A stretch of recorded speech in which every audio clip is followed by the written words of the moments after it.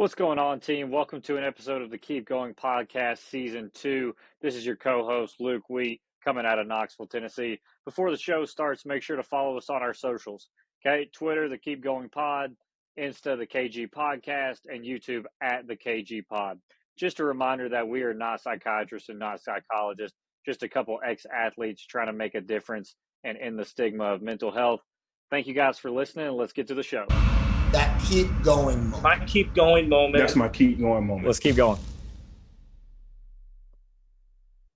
Welcome to episode 41 of the Keep Going Podcast, Athletes Shining a Light on Mental Health. This is your co-host, Luke Wheat, coming out of Cave City, Kentucky this Sunday out here with the fam.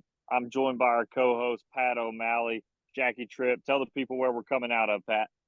Yeah, I'm out here, at McChesney Park, Illinois, Rockford suburbs. I'm out at my facility right now, having a Sunday, having a good time. Jackie, how about you? I'm coming out of Portland, Maine right now. I shot up last minute to see some family up here, spending time with them today. So no complaints. Awesome. Love it. Well, I'm going to tell you right now, Luke, I've only said this on 2 episodes prior, and we're like 40 plus in. I got one of the sweetest dudes in the building today, Mr. Caylinhauptmann. What is good, my boy? Man, I appreciate that. I appreciate that intro, Pat. You're big time, dog. I'm loving being here. I appreciate you guys for inviting me on. Just loving this experience so far, and sitting here with you guys for the past few minutes. So let's get after it. No doubt, Caylin. Well, I'll get us rolling, man. Obviously, from our time at NCSA. I've got to know kind of how you operate and kind of how you do things, not only from a business standpoint, but as a good, genuine dude, right? You were someone that we could always rely on. You were always someone I could go to if I was kind of struggling. If anyone needed help, you were always the first to represent and kind of help them. So, Caylin, for the people that don't know you, tell the listeners why you're here today. Man, I appreciate that again. First, let me tell you a little bit of a background on myself. Let me give you a little background and how I ended up on this screen today. So, guys, and I know we're going to touch on some mental health stuff, and this is a big time subject for me in particular because we all go through stuff. We're all going through stuff, and nobody really knows what anybody else is going through, from day to day. So.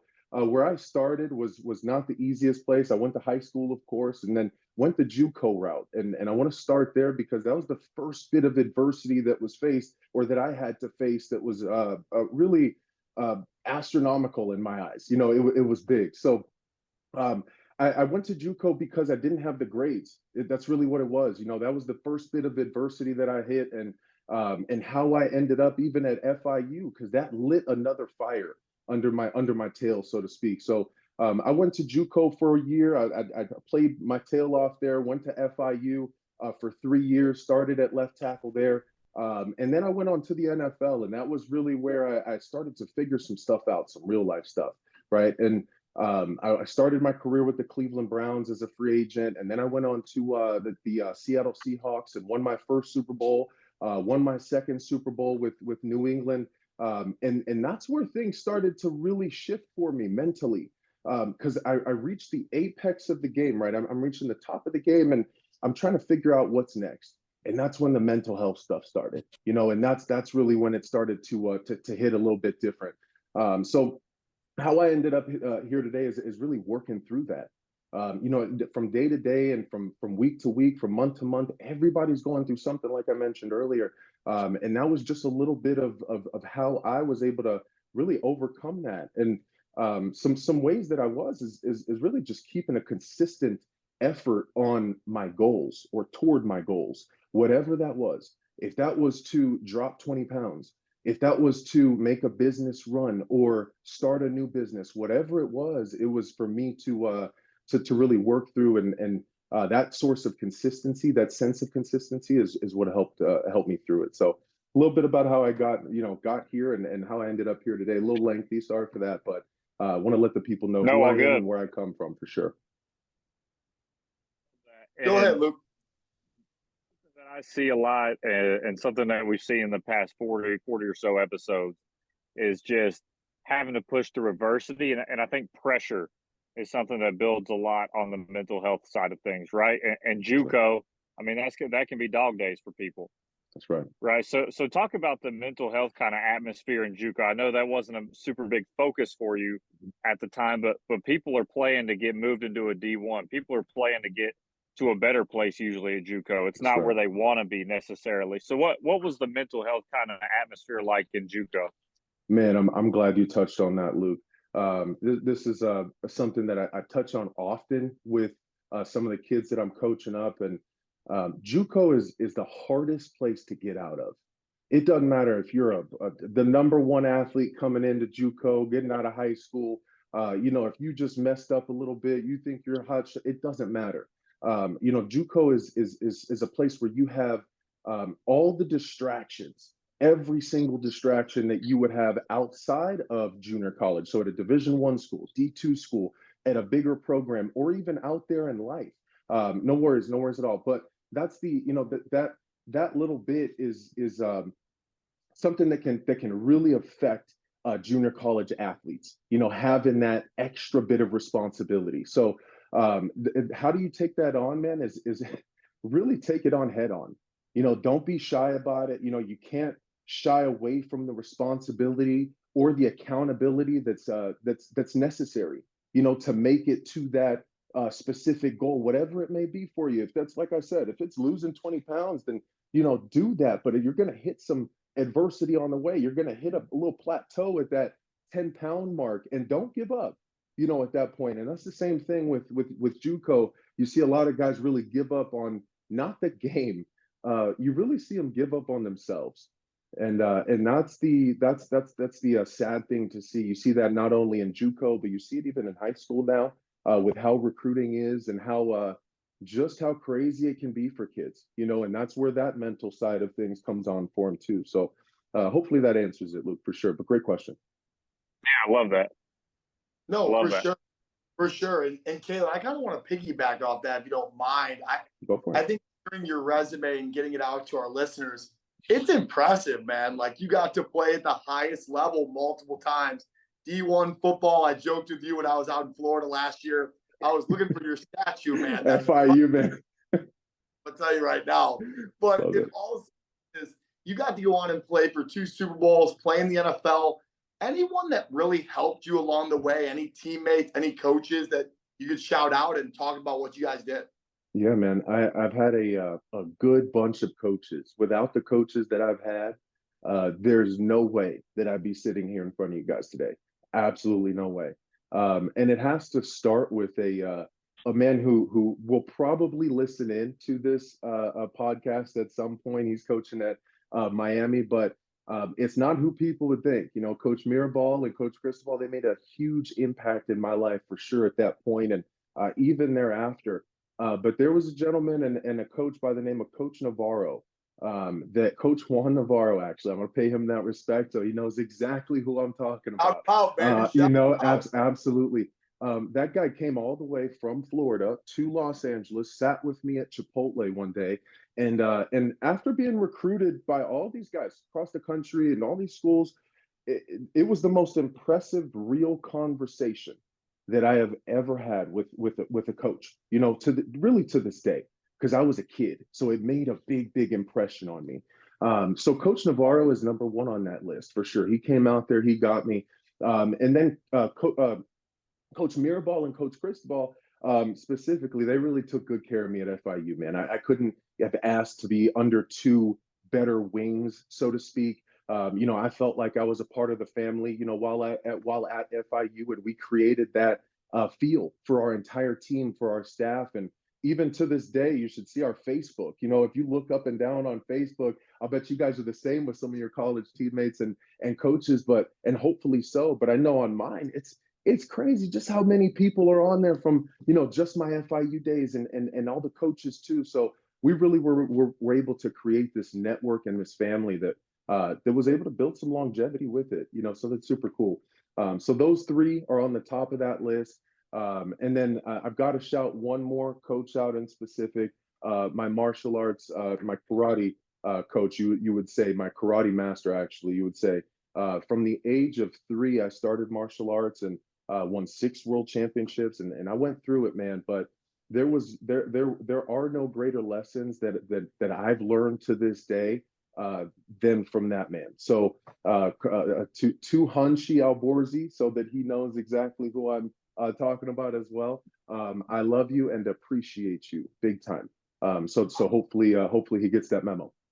Man, I love that. I'm gonna let Jackie rip, but there's the love that I can just see how passionate you are, man, about some of these guys in the support group. It's awesome for our listeners. Jackie, what do you got, girl? I see you smoking out there.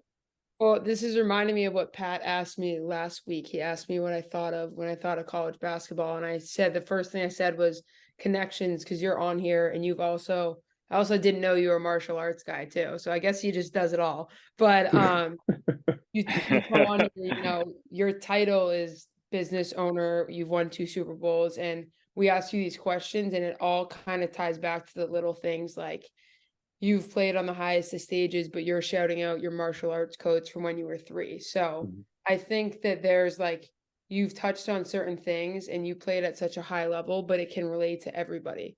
Because yes, you've played at the highest level football wise, you've won a world championship, but just like someone like Pat or I, it all comes down to the people that were with you for the whole ride. You talked about longevity, and your college football sounds like a brotherhood. So I like that you touched on all those things, because it's not about the fame and the titles and all that. It starts with who's been with you along the whole ride. That's right. That's right. I couldn't agree more. I couldn't agree more. And that's why you have someone like Caylin on, and the rest of our guests. It's so much love. It's so much servant leadership, and having this platform now to have you really talk about your support group and what's got you here. That's amazing. Luke, what you got, brother? For sure. Yeah, 100%. I mean, even at the highest level, Caylin, 2-time Super Bowl champion. It's really important to me that you touched on. It's not what you do, it's who you do it with. That's right. Right. And that's what I would preach to every high school athlete out there when you're going on recruiting visits, when you're going on these campus visits, right? Making sure you're asking the right questions to the coach to make sure they care about you and there's that relationship there. That's massive. For sure. Then, so that's kind of the college story of it. Walk me a little bit through the mental health scope in the NFL. Guys are playing for paychecks there. They're playing to put food on the table. That can cause a lot of different kind of anxieties to come up, some different performance issues to come up. What did you see in your time there? Big time. That's a fantastic question.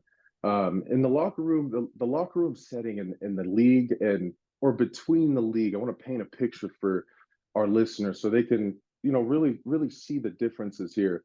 In the NCAA with Division I football, you don't have cameras and media in your locker room. Just throw it out there. You don't have those, those situations. You don't have all of that going on. Now, sometimes you will, maybe 20, 30 minutes after, a game, but not directly afterwards. So that's where it starts. That's really where it'll hit a young guy in the locker room. You're like, hey, man, what is going on here? You got media everywhere, and you start to learn the business of things from day one. From day one, you start to learn the business of things. When you're coming into the NFL, they set you up with classes and just some structural things to help you as a rookie, make your money and do something smart with it, of course. And then in addition to that is help people, right? How can we go out and do the work with the NFL Play 60? How can you go out and do some volunteer work and, do that with that team, do that with those teams? But the mindset of it is, it's not different among the elite athletes.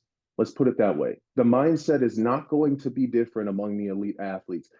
Everyone else in the locker room, it will be, because a lot of people won't be able to relate or keep up. And that's the thing about high-level sports and athletics. And we have to be very, I think, cautious when I talk to my student athletes about that as well. About, hey, what do they expect? And can you get out there and make it? Here's the thing. The truth of the matter is, I've won Super Bowls with guys who are undersized. I've won bowl games with guys who said or were told all their life, hey, you're not going to make it to play Division I football. You're too slow. You're too fat. You're too skinny, whatever it may be. Look, all that is for the birds. And I've said that time and time again. All that stuff is for the birds. It's about your mindset and believing, hey, can I make it? If you believe that, watch what happens to everyone around you. All of a sudden, they start to believe it too. So that mindset is, like I said, something that the elite take with you, and with them. I'm sorry, but a lot of people don't understand that full concept, right? Of just, hey, you got to ignore all the noise. You know, that outside noise. If picture your mind like a beautiful building that you've created. I know that looks funny, right? Just create a little square over your head, if you will. But if you think of your brain like as being in that, and you have to protect it, right? Whatever you have to do, you've got to protect that. You're not going to just let anybody in. You're not going to let anybody just throw some shade on your dreams. You know what I mean? That easily, because you're protecting it. You're giving to it. You're watering it. You're seeding it when it takes time. You know, when it comes time. So it's a mindset thing. It's a big time mindset thing. And then how it relates to any other sport is you can always take it. I know my wife is a beach volleyball coach now, and played on the USA beach team, and you know all that stuff. I got to show my wife some love, otherwise I'll get off here and she'll say, "This is what you chose to do with your Sunday and not show me any love." Hey, you better be careful now. You better be careful, Caylin. I know. I gotta tread carefully. But you can take that same mindset and apply it to anything. And I've done that in business. I've had conversations with people who are playing other sports and running other businesses opposite, even way outside of my realm of moving and storage. It's a consistency thing, and it's a discipline thing. And I'll close that question with this. True discipline is sacrificing what you want now for what you want later. That is true discipline. That's the definition of true discipline. So I hope that all of our listeners are able to, or you guys as listeners are able to catch on to that, and run with it, man. If they ever need something, please don't hesitate to reach out to me, because I know I'm always open for those conversations. Man, there's so much to unpack here. I'm going to try to do it as much justice as possible. One, me and Jackie were just talking about this. It's getting away from the short term, the quick hit temptations for the long term growth and development and the big time long term successes down the road. That's what matters, right? And I love how you bring up your wife, right? And who I know is an absolute rock star, and we'll get back to her. For sure. But you've been able to be your own hero, but also have heroes along the way. So that's amazing as well. And the third thing is, I love the house. I love that mental, because sometimes we get so past that if we're not present, and we don't see how simple this can all be. We can make it simple. It's not going to be easy, but we can make it simple, right? Jackie, what do you right. I was just gonna say it's simple, not easy. That's what I always go back to. And when you said house, Caylin, I resonated with that, because my sister and I sort of have this thing where we'll look at we'll go like this to each other, and it's like awesome. You can choose to let it in, especially in the world we live in where there's so much noise, and especially with you at that capacity level you were playing at, like you could choose to let that in. It's just at the end of the day, it's your choice, because whether you're an NFL player or you're a chef or a teacher or whatever it may be, no matter what route you choose to take for you, somebody's going to have something to say. It doesn't matter what you do, how good you are, like you're going to have critics. So it's just about being in your house. I really like that. And I like what you said about discipline. The quote that I always think about in regards to discipline is discipline equals freedom, because you might not want to do it now, but if you can make sacrifices now, then it's going to help you down the road. I like that a lot. That is so well said. And absolutely on the same track, man, run all of that back. If I can, I want to take a second, and there's something that I failed to mention in there that I think that I should, for sure. And that's the value of doing tough stuff. I think that I'm gonna tread carefully here, guys. We live in a time and society where doing tough stuff is not quite what it used to be. And it's not really looked up upon. But here's the thing: your personal development and mental health will increase. It'll skyrocket. Everyone on this call, everyone listening to the call, me included, right? Without my workouts every morning, I'm a mess, right? My wife will definitely tell you that I'm a mess without that workout, because I have to get that mental clarity. And I'll even mention this morning's workout, for goodness. I was 20 minutes into my workout, and I felt that mental clarity. And that was when I felt myself just start to be grateful. Because for that first 20 minutes, I didn't want to be there, right? I didn't want to do that. But as soon as I started to gain that mental clarity, and it's through doing tough stuff, right? I'm out there sweating bullets by then. I'm out there like breathing, my heart rate's in the sky. But doing tough stuff helps me, and can help plenty of student athletes listening to this call, adults listening to this Zoom. All of us, we can all relate to just taking a second and doing something that's a little bit tougher than we are really comfortable with. Just every day, just do something, rather that's running a little extra, doing 10 push-ups, not eating a meal, because a lot of us, myself included, I like to eat my meals, right? So so with that, if I can cut one out, hey, that's me doing something that's tough for me, especially if I'm hungry, right? But everybody has their thing. Do something that's tough for you, mentally, and it doesn't have to relate or be tough to anyone else. That's something I want to make sure to finish on. It's not about anyone else, it's about you. Caylin, it's so funny, man. We've been in hundreds of these Zooms together. My next question is things you did for you. Like, that's literally what my next question was. And you just beat me to it. So now I'm stumped. I'm going to pass it over to Luke because I don't have a question. We've been here before, Pat. We've been here, man. Well, hey, I think part of what he's talking about, I think part of what Caylin's talking about here is learning new ways to challenge yourself. Right. And you talked about it a little bit at the beginning in your first answer of, I want to lose 20 pounds and I've lost 5 and now I've hit a plateau. They're at that peak and that plateau. You got to be a constant learner. And that's something we try and teach our high school kids. It's something we try and teach our college athletes that I work with every day. If you're not learning, you're staying stagnant. If you're staying stagnant, you're basically decreasing, right? You have the potential to get 1% better every day. How do you do it? So a little bit on what Pat was touching, Caylin, you've moved on from the NFL, you've moved on from your football playing career, and now you're into your business career. How do you stay that 1% better every day? How do you improve every day? Oh man, doing tough stuff. That's the start. That's no joke, man. That is the start to it. Football is something. It's funny because when you grow up, you're playing a sport.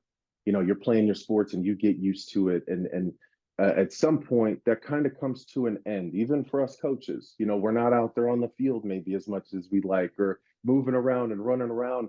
You might start your own business, and that part is scary for sure. But taking on the tougher stuff in your day can be eliminated mentally. It can be completely eliminated just by starting your day with something tougher than the rest of your tasks. If you know that you've got some tough meetings, tough conversations. I know when we've got trucks on the road, my stress level is pretty high. I'm not gonna lie. When we've got multiple trucks going long distance across the country, I'm constantly thinking, and I'm constantly talking to our clients about, hey, their shipment, and the safety of it, and then the timing of it, and all of the above. But taking on these conversations, taking on your day-to-day tasks, so to speak, can be really eased just by doing something that's for yourself in the morning. Just start, or really whenever you're comfortable, do it for yourself.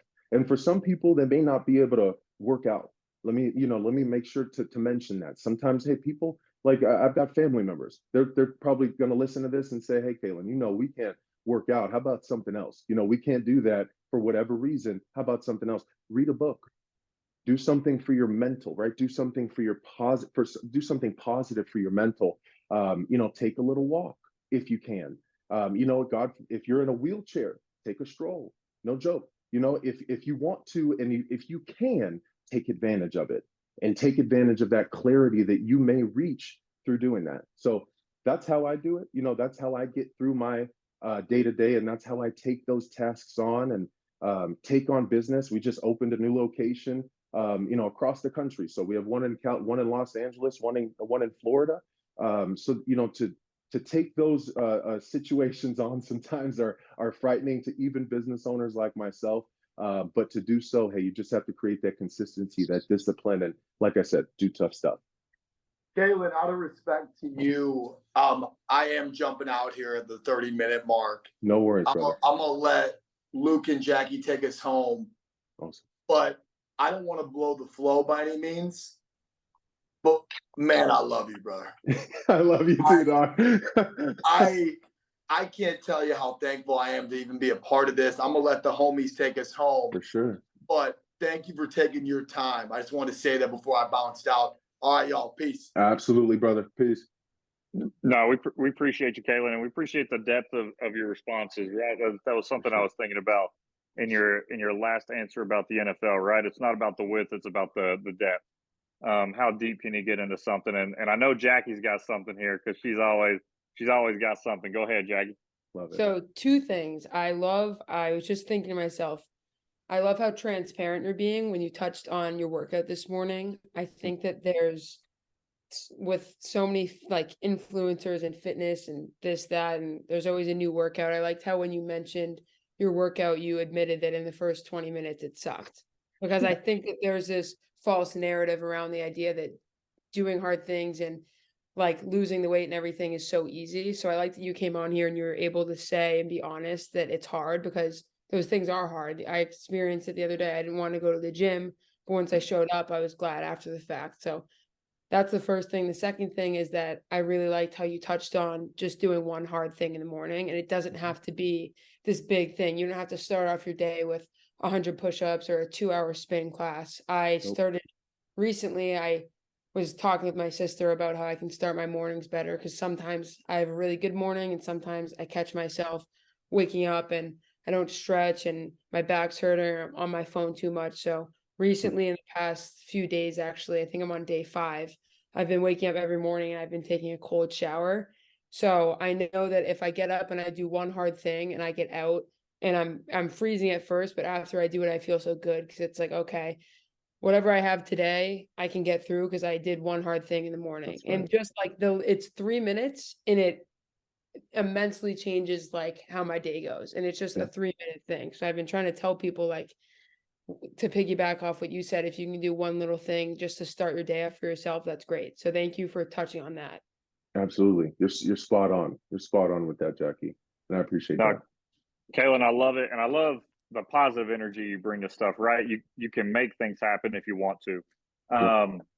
So kind of, I want to wrap us up here. You're giving us your time on a Sunday. We really appreciate that. For sure. We're about 30 minutes in here.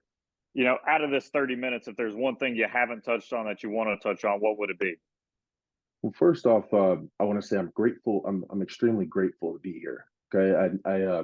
I take the time and I'm very careful about taking the time. I know Pat will probably even attest to that on my behalf.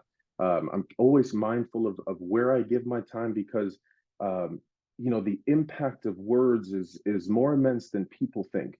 And Jackie, you just hit on this point, and if I could leave you guys with something, it probably would be exactly kind of what Jackie was just mentioning, about how a lot of times on social media, and I've got a young daughter right now, and this is really where it starts off. And you look at what social media is, and I've got, of course, a wife that played beach volleyball, right? They're all in bikinis and all the rest of it. So you're looking at social media and what it's for, and how it's portrayed to people today. And not everybody is going to have that same look or that same body or that same capability. Okay. I don't care what anybody says. Not everybody's going to have that same ability to do the same things. It's just not going to happen. But if you've got that mindset, like, hey, let me take this and see how far I can do it, or how far I can take it, doing that stuff, like Jackie said, that sucks. Doing the stuff that sucks is worth it. That's the stuff that's worth it. So it'll pay off later on. It pays off for people, all the time. But if I was to leave you guys with something, it would be exactly this. Hey, be mindful of what you're putting into your brain at all times. And just know that, hey, if you're listening to social media and you're listening to quote unquote these influencers and all the rest, look, these workouts, they suck.